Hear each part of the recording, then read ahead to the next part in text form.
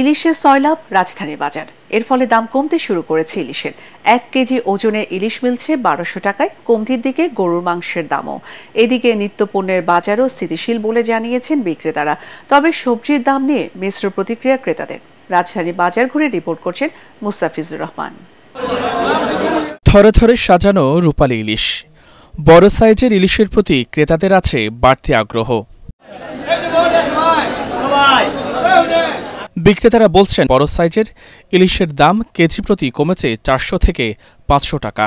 সামনে ইলিশের সরবরাহ বাড়লে দাম আরও কমবে বলে ধারণা তাদের। সপ্তাহের ব্যবধানে কমেছে রুই কাতলা সহ অন্যান্য মাছের দামও। আগের চাপের দাম একটু কম, আর যখন মাছ বেশি বড় আর দাম কম, আরো কমে।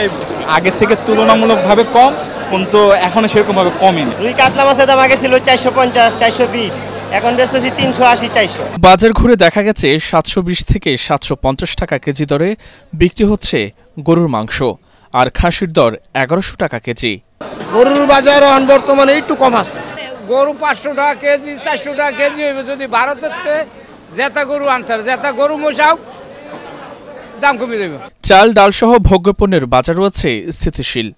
কোনো ধরনের পণ্যের ঘাটতি না থাকলেও আগামীতে ঘাটতির আশঙ্কা করছেন বিক্রেতারা। তেল ডাল চাল কোনো কিছুই কোনো ঘাটতি নাই, মনে করেন যখন যা প্রয়োজন তাই পাইতেছি। সব কোম্পানিরা কিন্তু মেসেজ দিচ্ছে মালের ঘাটতি হওয়ার সম্ভাবনা সামনের দিকে। এই জিনিসটা আসলে বাণিজ্য মন্ত্রণালয় ওনারা আসলে বুঝতে পারবে যে কি অবস্থা। এতটা পরিবর্তন দেখতে পাচ্ছি না, আগের মতো যখন ছিল সেরকমই আছে এখন। এদিকে কাঁচা বাজারে সবজির দাম নিয়ে ক্রেতাদের আছে মিশ্র প্রতিক্রিয়া। মধ্যবিত্ত ফ্যামিলির পক্ষে কেনা সম্ভব? আমাদের বেতন পাই আমরা 400 টাকা, ওদের 690 টাকা। আমরা খাওয়ার অধিকার রাখি না?